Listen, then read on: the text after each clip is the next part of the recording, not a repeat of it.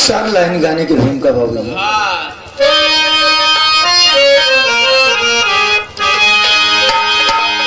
कारीगर के हृदय में उतरती जो सूरत, वही मूर्ति कलाकार कला से सजाता। विरह विरह से करुण रस की कविता, कवि के कलम में काव्य समा जाता। विश्व कला की शादी विश्वकर्मा से करके, मगन झूमते नारद जी गायत्री माता। विश्वकर्मा विश्व कला दुल्हन से बोले, हमहू का लोग कहें छोटका विधाता।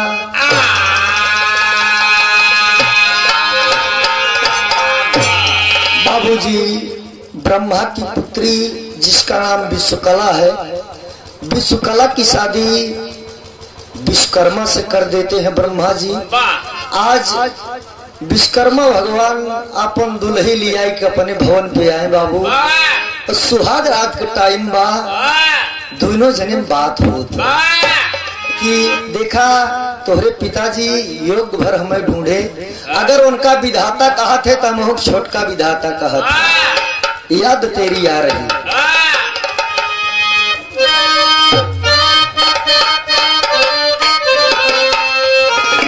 अरे याद तेरी आ रही, याद तेरी आ रही, तेरे चले जाने के बाद।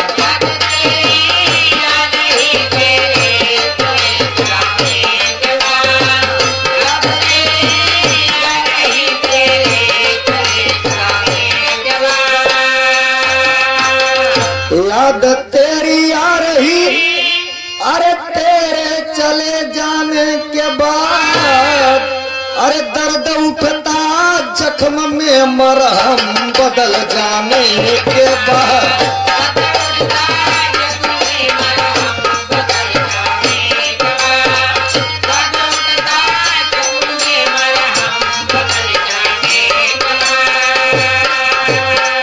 ये तो ओरिजिनल है बाबू, लेकिन विश्वकर्मा अपने दुल्हन से का कहें।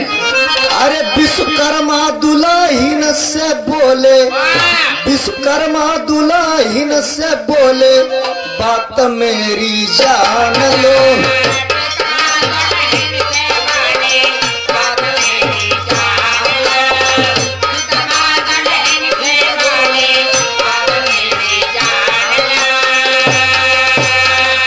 विश्वकर्मा दुल्हन से बोले, अरे बात मेरी जान लो। गुणवान पति तेरा कितना है, जान मेरी मान लो।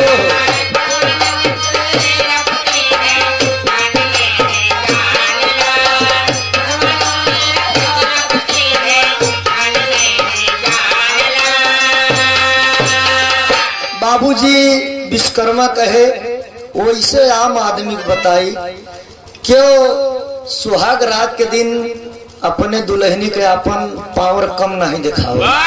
कहा समझो ना, दिल्ली में जब हम गेट पे जाई थे फैक्ट्री के, तो जितना कर्मचारी है सब खड़ा होकर नमस्ते करो, चाहे बाबू साहेब जो ना है थ्री व्हीलर खींचत।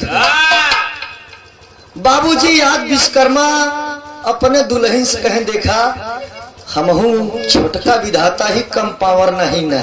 अंतरक लाइन में का बता तो बाबू।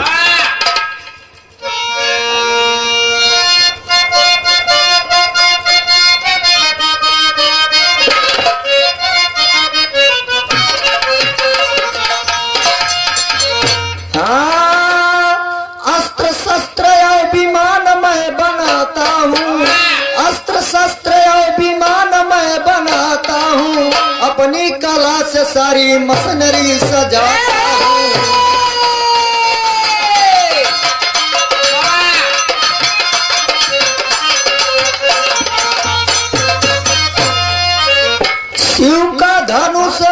शिव का धनुष इंद्र का वज्र मेरा बनाया हुआ, लक्ष्मीपत विष्णु का है चक्र तो रचाया हुआ।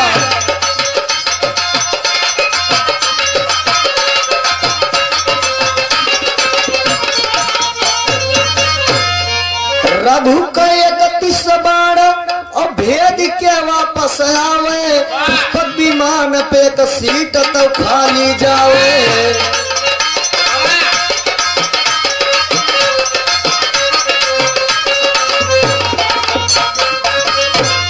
कहे समझू ऐसा ऐसा अस्त्र बना दे ही कि मार देहे पे बाण लाग के वापस आई जात है। शिव का धनुष मेरा बनाया हुआ है, वज्र मेरा बनाया हुआ है, चक्र मेरा बनाया हुआ है, सारी मशीनरी मैं बनाता हूँ। और पुष्पक विमान ऐसे विमान है, चाहे एक आदमी बैठो चाहे 1000 आदमी बैठो, एक सीट हरदम खाली जाए, ऐसा विमान बनाया हूँ। बाबूजी कुल बखान सुन के आपो बैठवा का बाबूजी वह समय जे रहा सवारी जरूर किए। विमानों कुबेर का था, रावण उनसे लड़ के छीन लिया बाबू। बाकी कुबेर भगवान के लिए वो विमान बनाया गया था, जो कि रावण के चचेरे भाई थे कुबेर महाराज। बाबूजी तब हुआ क्या, जब पूरा बखान सुनी तो विश्वकला कहीं, अरे सुन के बखान विश्वकला तब बोली बतिया, भैया बाबू का काव दिया है बोला रतिया।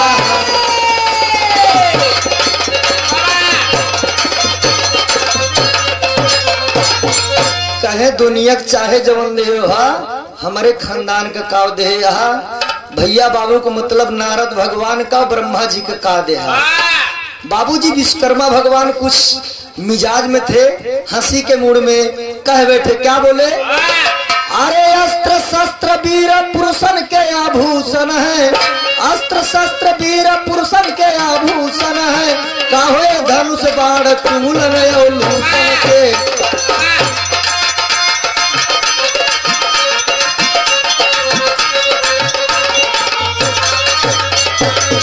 ये बाबू यह बतिया विश्वकला के एकदम खाली गए। कहे अस्त्र शस्त्र वीर पुरुषन के आभूषण है, का होए धनुष बाण चुंगलन लूसन के। कहे जने तोहरे पिताजी यहाँ में मालई फेरत रहा थे, उनका वही से नहीं फुर्सत, और जने तोहरे भाई यहाँ तीनों लोग में घूम घूम खाली चुंगली लगा। अब बतावा का करिए धनुष बाण वैसे काया रहे वैसा।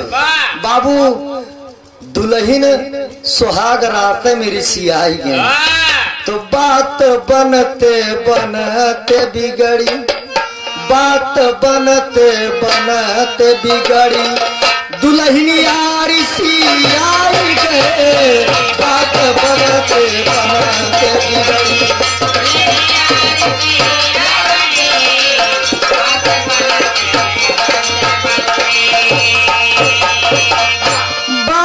बनते बनते बिगड़ी, अरे दुल्हन यारी सियाई गए, नाराज होई के विश्वकर्मा से, नाराज होई के विश्वकर्मा से, ब्रह्म लोकवा आई गए।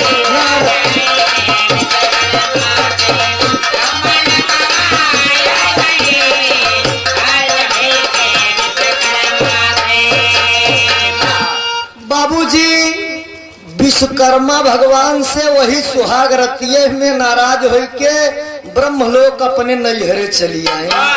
जब नैहरे चली आई बेचारे छटपटाता है। बाबूजी अब दुल्हन के सूरत और अपन गलती भुलाती न कि न कहे होई, मान ले न कहे होई तो का हो जात। बाबू छटपटाता है, लेकिन बाबू विश्वकर्मा भगवान एक कलाकार थे। अब दुल्हन की सूरत दिमाग में बसी बा, एक पत्थर के शिला लेके और वही शिला पे अपन कलाकारी चालू का कहते का बाबू मिर्जापुरी।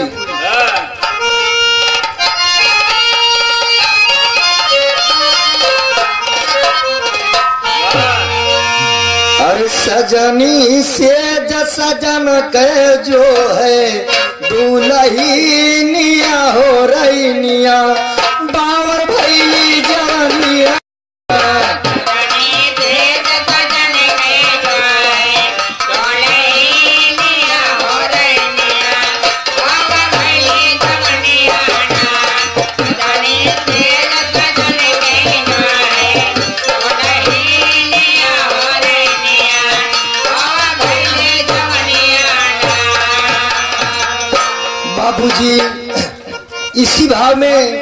आज विश्वकर्मा जी पत्थर के मूर्ति बनवाता है।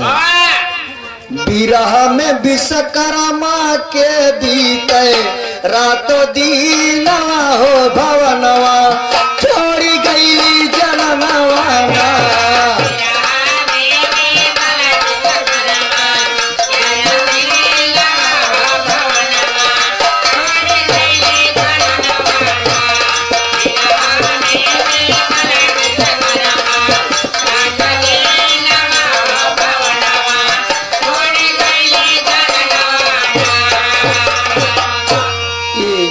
घर मालिक की तरफ से 51 रुपए का सम्मान बा, प्रणाम, नमन, वंदन, आशीर्वाद की कामना है।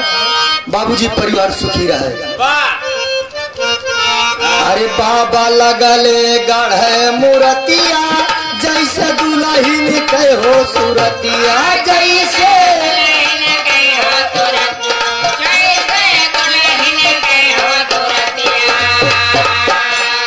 बाबा लगले गढ़े मूर्तिया जैसे दुल्हन के हो सूरतिया जैसे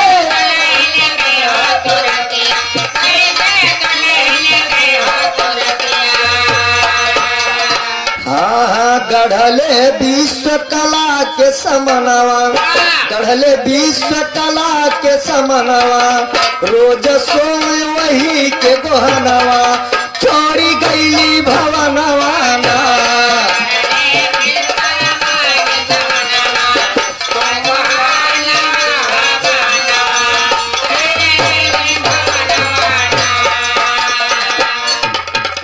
बाबूजी वही अपने दुल्हन के बराबर दुल्हन के शकल के एक मूर्ति गढ़ी डारे। जब एक मूर्ति गढ़ी डारे बाबू तो अब वही के साथे रात दिन बितावता है और विरह में व्याकुल है। जब ज्यादा विरह सताइले तो वही प्रतिरूप के साथे सूती जाए, सवेर हो जाए बाबूजी। लेकिन एक तर्ज लगल का रात अंधेरिया रहली ना भी।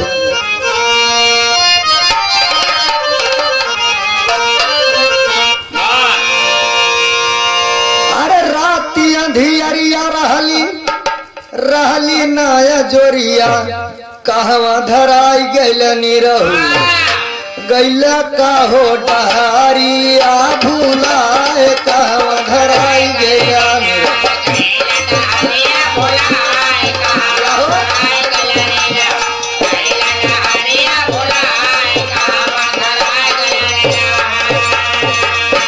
अरे पाथरा के मूर्ति से रोज कर प्यार गमछा बिछाई के मुरहा गमछा बिछाई के मुरहा कर पति वाला व्यवहार गमछा बिछाई के मुरहा।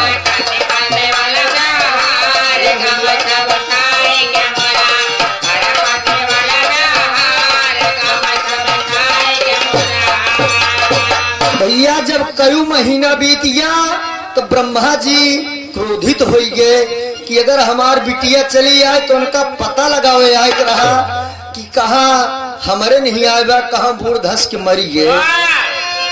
अरे बड़ा दिन बीता ब्रह्मा अति गुस्सिया आए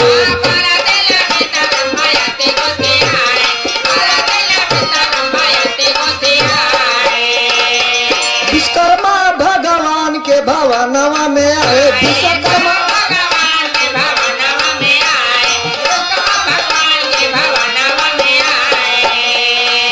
बाबू बड़े आवेश में रहे और बलाएं जब बहरे से क्यों नहीं बोला तो दरवाजा संजोग से खुला रहा। जब संजोग से दरवाजा खुला रहा तो आवेश में ऊपर लखत के जात रहे और नीचवा वही चौखटवक ठोकर लाग गा। जब चौखटवक ठोकर लाग गा तो लेहे देहे वही मूर्तियां गिर पड़े। जब मूर्तियां गिर पड़े बाबूजी ब्रह्मा के कमंडल में अमृत था। अमृत वह मूर्तियां पर जब पड़ गया तो मूर्तियां उठ के खड़ी हुई। जब मूर्तियां उठ के खड़ी हो गई प्रणाम की ही पिताजी बैठिए वो तो विश्वकला की ही प्रतिरूप थी बाबू। जब देखे तो नारद जी हक बका ही गए। हाँ सॉरी विधि। ब्रह्मा जी हड़बड़ाई गए। जब ब्रह्मा जी हड़बड़ाई गए, हड़बड़ाई के भाग गए। संध्या के टाइम जब विश्वकर्मा भगवान आए, दरवाजा खुला बा, देखे हमार मूर्तियां के चुराए ले। अब बेचारे कहे अब बतावा, दुल्हन चली गए थे, पत्थरे गढ़े रहे वो भाग गए। गजब पर है भगवान। बाबूजी देखा है तो हरी से दुल्हन टहरत के आवत ब्याह कहना, मतलब ओरिजिनल वाली आएगी का समझ नहीं आ पावत है। लेकिन बाबूजी ब्रह्मज्ञानी थे, ध्यान लगाए तो समझ गए कि पिता ब्रह्मा जी आए थे। बाबूजी हुआ क्या, गई लाइन, तेरी लाइन है।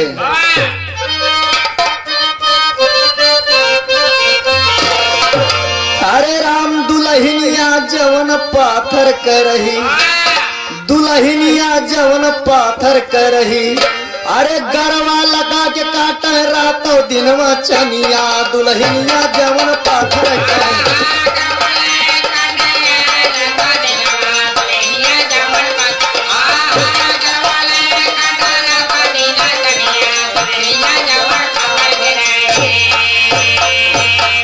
बाबू अब विश्वकर्मा भगवान की एकदम टेंशन मुक्त है। अब सोचा है चला, वो चली गई का भा ब्रह्मा जी आए कि हमार काम बनाई दे। बाबू चौकड़ा लाइन,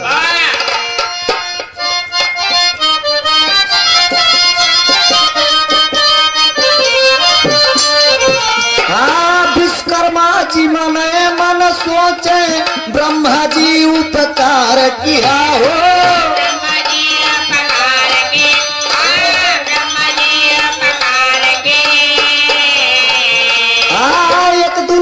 ऋषि आई के चली गए, दूसरी यहाँ पठाई दिया हो।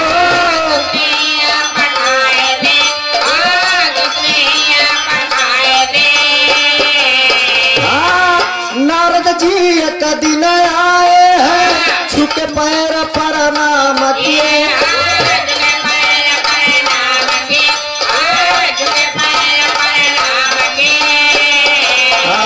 आदर से बैठाए उनको, आदर से बैठाए उनको, यथोचित सम्मान किया है।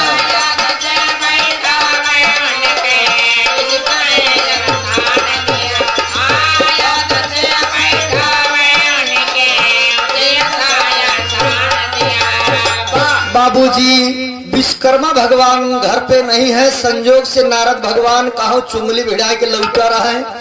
सोचे चली देखी आई विश्वकर्मा का हाल है, बिना दुल्हन के कैसे उनके बीतती ब्याह। बाबूजी आ जाए के देखे तो मतलब नारद जी की बहन लागत रहे विश्वकला। विश्वकला के एक प्रतिरूप वह उपस्थित बा, पैर छू प्रणाम करता है। बाबूजी बड़ा सम्मान के विश्वकर्मा के दुल्हन विश्वकला, इनका नारद भगवान का बड़ा सम्मान के है। लेकिन आज नारद बाबा देखा था है कि गजब परे के बहनिया तो हमारे नहिया बा, इतनी जल्दी है कैसे आएगी। बाबू आज बड़े घबराहट में है, पहपट की लाइन में।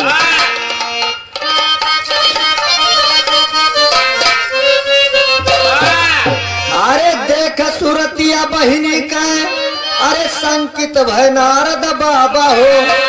देख सूरतिया बहिनी का, संकित भय नारद बाबा हो। रुके न वह तुरंत चंपत भय नारद बाबा हो।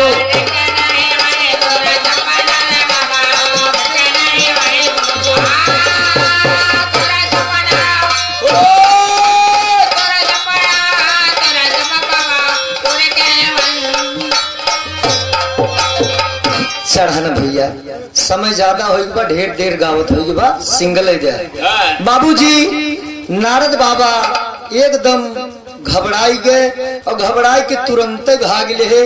रास्ता में विश्वकर्मा भगवान मिले, कहे का भैया हमारी ओर आए रहे, कहे हाँ आए रहे, हाल चाल ठीक ठाक बा, अब चल जाते ही घरे। अरे कहे चला रिश्तेदार है, आखिर एक आध दिन रुका तब जा। कहे नहीं बाबा ज्यादा बड़ा काम है। विश्वकर्मा भगवान कहे हम जानते ही तू किस घरे काम करत है।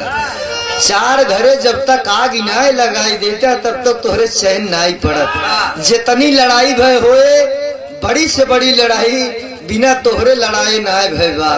बाबूजी नारद भगवान चली गए विश्वकला से कहे का नारद भगवान कहन का ससुरारी गए रहू अपने विश्वकर्मा के घरे गए रहू। कहे ना हम तो जब से आई तब से यही परी ही। अरे कहे तू हिया परी वो एक जने के लई के हुआ पर आए तो हर सवती आई के घरे में। अरे बाबूजी विश्वकला के 7वें आसमान पे गुस्सा चली गए और बाबूजी जब 7वें आसमान पे गुस्सा चली गए तो विश्वकला चल पड़ी बिना सवारी के अपने नहीं है ससुराल। अब कह हुआ क्या लास्ट में कहना है ना अल्लाह अल्लाह। अरे भैया अल्लाह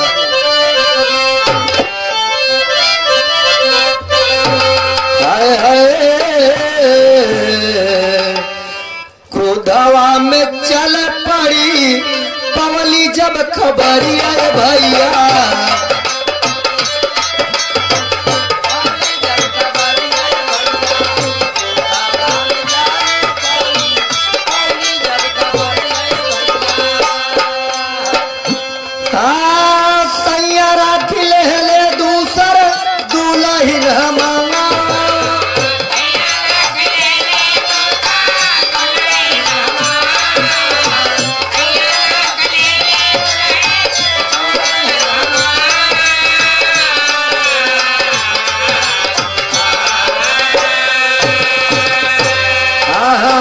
पहुंची है आई के भवनवा में अपने भैया।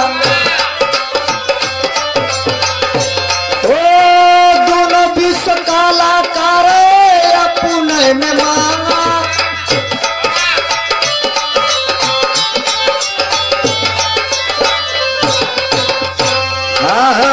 आए विश्वकर्मा जब दोनों का छोड़ावे लागे।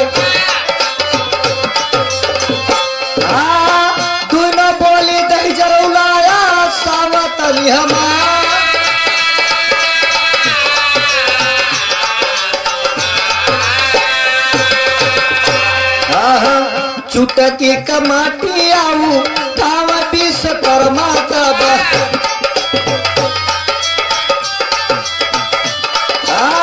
दुनहु के ऊपर आऊ देले पोतांगा।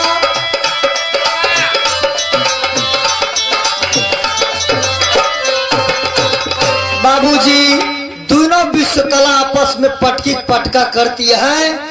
विश्वकर्मा भगवान आए के जब दोनों को छोड़ावे लागे तू कहे हमार सवती लईकी आया एक ही कहे हमार सवती लईकी आया। तू बाबूजी विश्वकर्मा भगवान का दिमाग काम कर गया और बाबूजी पत्थरे के जौन मूर्ति रहे जमीन से मिट्टी लेके और दोनों को ऊपर मार दे और कहे पत्थरे का मूर्त तुम पत्थर हो ही जाओ। अब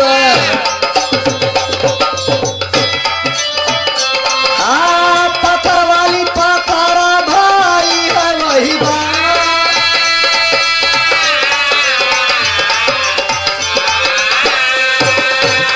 बाबूजी जब विश्वकर्मा भगवान चुटकी की मिट्टी दोनों को ऊपर फेंके और कहे जो पत्थर हो वो पत्थर हो जाओ। बाबूजी मंत्र पढ़ के मारे थे इसलिए जो पत्थर वाली मूर्ति थी वो पत्थर हो गई फिर मूर्ति हो गई। जब मूर्ति हो गई बाबूजी तब विश्वकला से कहे सुना अब चला तू बनवा हम खा कोनो दिक्कत ना तू चली गए रहो। यही लिए हम प्राइवेट व्यवस्था कैले रहे और तोहरे पिताजी आए कुल गड़बड़ कह दे हम का करी। हम तो मान लो जैसे बा ऐसे बनाए रहे। बाबूजी विश्वकला कहीं देखा महाराज एका ऐसे हटाई दिया तब हम घरे में रहब ना तो रहब ना। बाबूजी विश्वकर्मा कहीं देखा हमार बनई चीज है हमें बिगाड़े में तकलीफ होती ब्या अगर ना तो है संतोष है तो घन धरा बाप तोड़ के बहा दे। लास्ट में कहना है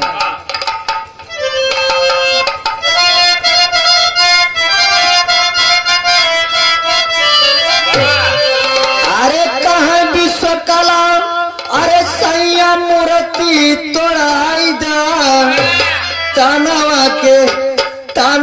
के हमारे तपनिया बुझाई दा तनवा के।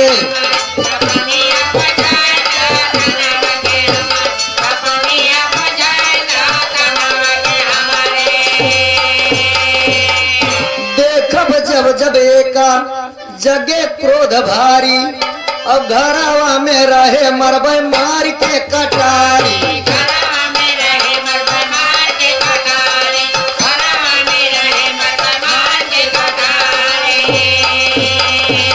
बाबूजी एक प्रमाण मिलत है कि एक औरत आपन पत्थरों को सवत नाय बर्दाश्त कर सकत, पत्थरों को सवत नाय बर्दाश्त कर सकत।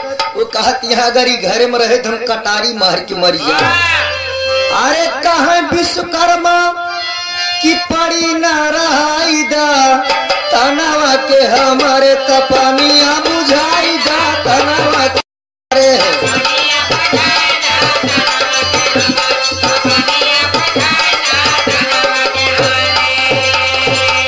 बाबूजी जब नहीं बर्दाश्त हुआ विश्वकर्मा भगवान कहे घन धरावा तोड़ जा रहा हम तोड़ब ना। विश्वकला हाथ में उठाई घन भारी, हाथ गोड़ सिर तोड़ी जब पेटवा पे मारी। ये कचंबा हुई बाबूजी। अरे निकली एक कन्या जब पेटवा बिथराईगा और तनवा के हमारे तपनिया बुझाईगा तनवा के हमारे।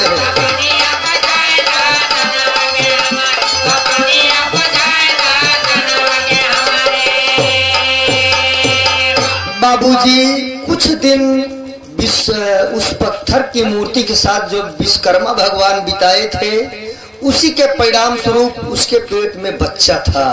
बाबूजी जब हाथ गोर सिर पूरा तोड़ दे और जब पेटे पे घन मारी बाबूजी के पेटवा जब बिथरान ते कन्या का जन्म होता है वो कन्या के रही बाबूजी। बड़ी हुई है सयानी कन्या कामदेव पति पाई और रति कामदेव के जोड़ी जग विदित है भाई।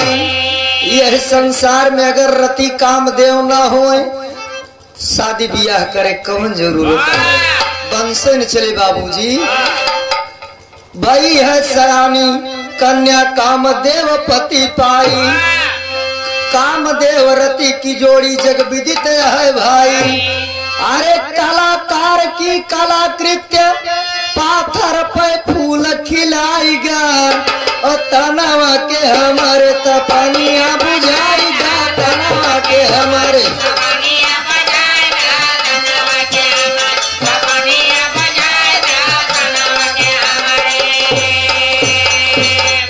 इस गीत का मतलब बाबू रति का जन्म। इस गीत का अर्थ खाली रति का जन्म बाबूजी। कहानी यही खत्म होती है, घराना लगा।